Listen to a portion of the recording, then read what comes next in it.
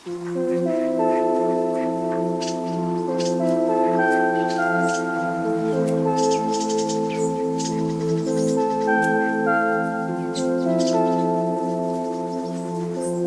Everyone, আসসালামু আলাইকুম। সবাইকে ওয়েলকাম করছি নতুন আর একটা ব্লগে। আপনারা সবাই কেমন আছেন? আলহামদুলিল্লাহ, আপনাদের দোয়ায় ও ভালোবাসায় আমি কিন্তু অনেক অনেক ভালো আছি। দেখেন, এখানে আজ সকালবেলা বারান্দায় বারান্দা থেকে ভিডিওটি শুরু করছি।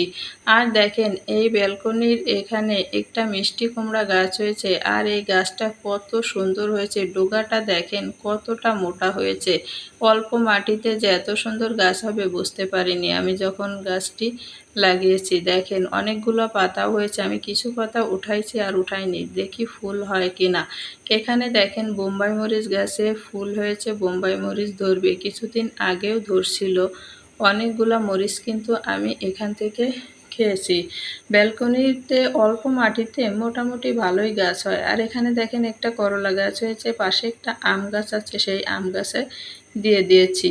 আম গাছে যাই দেখি কতটা বড় হয়। আর এখানে দেখেন, একটা কাপের ভিতর আমি একটা পাথরকুচির গাছ লাগিয়েছি। এই ভিডিওটি কিন্তু আমার আগেই করা আছে, আপনারা চাইলে দেখে নিতে পারেন যে কিভাবে কাপের ভিতর আমি এই গাছটি লাগিয়েছি। আর এখানে দেখেন, পাথরকুচির গাছের পাতা কত বড় বড় হয়েছে। তারপর আমি ব্যালকনি থেকে এসে নাস্তা টাস্তা সেরে নিয়ে দুপুরে রান্নার জন্য সবজিগুলো নিয়ে বসে গেলাম। এখানে আজ আমার কিছু সবজি কাটা আছে। আর দেখেন, এই কচুর ফুলগুলো আজ আমি রান্না করব। এর জন্য ভাবলাম দেখি কচুর ফুলগুলো কালকে আন্টি নিয়ে আসছিল, এখন দেখি কেমন আছে, নষ্ট হয়েছে না ভালো আছে। এর জন্য আমি কচুর ফুলগুলো কেটে নিচ্ছি। যে আটিটি বাঁধা আছে এটি থেকে দেখছি যে একটা ফুল মাত্র নষ্ট হয়েছে, আর সবগুলো ফুল আল্লাহর রহমতে অনেক ভালোই আছে। এখন দেখেন, আন্টি বলল যে আমি কেটে দিই, তখন দেখি যে আন্টি ফুলগুলো সুন্দর করে কেটে দিল। ফুলগুলো কেটে দেওয়ার পরে আমি এখন রান্না করতে চলে যাব। এরপর দেখেন, আমি সব তরকারিগুলো রেডি করে নিলাম। এখানে আছে কচুর ফুল ডাঁটা, আর আছে চালতা। চালতার টক করব, আর এ দুটা সবজি রান্না করব। কচুর ফুল এমনি ঘুটে তেলে দিব, আর ডাঁটা মাছ দিয়ে রান্না করব। এর জন্য দেখেন, ডাঁটা রান্নার জন্য আমি সর্বপ্রথম জিরা আর পেঁয়াজ একটু ভালোভাবে বেটে নিলাম। ভালোভাবে ভালোভাবে ভেজে নিলাম। ভালোভাবে ভেজে নিয়ে এখন বাটার জন্য আমি রেখে দিলাম এই বাটনা পিসিতে। আর এই বাটনা পিসিতে আপনারা কে কে বাটেন এটি আমাকে শেয়ার করবেন, কারণ আমি কিন্তু এটাই যে কোনো ভর্তা করি বা যদি একটু কিছু কম কাজের প্রয়োজন হয় তখন এই বাটনা পিসিটা আমি ব্যবহার করি। এই বাটনা পিসিটা কিন্তু আমি যশোরে আমার মায়ের বাসার ওখান থেকেই কিনে আনছি।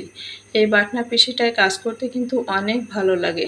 আপনাদের সাথে বাটনা পিসি সম্পর্কে বলতে বলতে দেখেন, আমার মাছ ভাজা করা হয়ে গেছে। মাছ ভাজি করে নিয়ে এখানে আমি ডাঁটা রান্নার জন্য মশলাটি কষিয়ে নিলাম।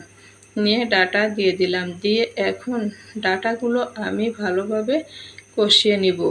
এর জন্য ডাঁটাগুলো ভালোভাবে কষালে কিন্তু ভালো লাগবে খেতে। আর এই ডাঁটাগুলো যেহেতু আমি কেটে 2-1 দিন ফ্রিজে রেখে দিয়েছিলাম, এর জন্য একটু শক্ত শক্ত ভাব আসছে। এর জন্য একটু বেশি সময় ধরে আমি ডাঁটাটি কষিয়ে নিব। সব মশলাপাতিগুলো গোছায় ওঠায় নিচ্ছে এবং আন্টিকে বলছি, আন্টি কচুর ফুলে কি এটি দিবেন? কারণ আমি কচুর ফুলটি ভালো একটা রান্না বুঝি না, এর জন্য আন্টি আমাকে দেখিয়ে দিবে, আমি সেভাবে রান্না করব। আর ডাঁটা একটু গরম পানি করে দিয়ে নিলাম, কারণ ডাঁটাটি একটু শক্ত শক্ত মনে হচ্ছে। এর জন্য ভাবলাম গরম পানি দিলে ডাঁটাটা রান্না একটু ভালো হবে। এখন দেখেন, আমি কচুর ফুল রান্নার জন্য একটি কড়াইতে একটু পানি দিয়ে কচুর ফুল দিয়ে আর হলুদ আর লবণ দিয়ে বসিয়ে দিলাম। এখানে আর কোনো রকম মশলা দিব না, সরি, এর আগে কিছু কাঁচামরিচ দিয়েছি, দিয়ে বসিয়ে দিলাম। আন্টি যেটা বলল সেটাই করলাম। তারপর দেখেন, রান্নার মাঝে এখানে আমি তাড়াতাড়ি থালাবাটিগুলো ধুয়ে নিচ্ছি। এরপর ডাঁটার ভিতর মাছগুলো দিয়ে দিলাম, দিয়ে একটু নেড়েচেড়ে ঢেকে একটু অল্প আঁচে আমি এগুলো রান্না করব। মাছ দেওয়ার কিছু সময় পরে আমি সেই পেঁয়াজ আর জিরা বাটাটা দিয়ে দিলাম, আর সাথে একটু আলু বেটে দিলাম।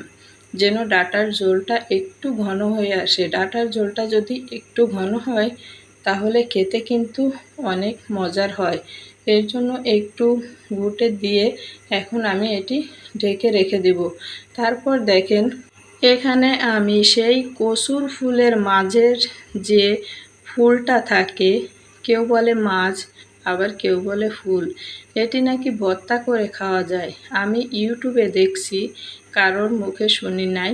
এখন আমি এগুলো ভাবছি, আমি যখন দেখছি তখন খাওয়াই যায়, তখন আমি চেষ্টা করব এটা দেখি ভর্তা করে খাওয়া যায় কিনা।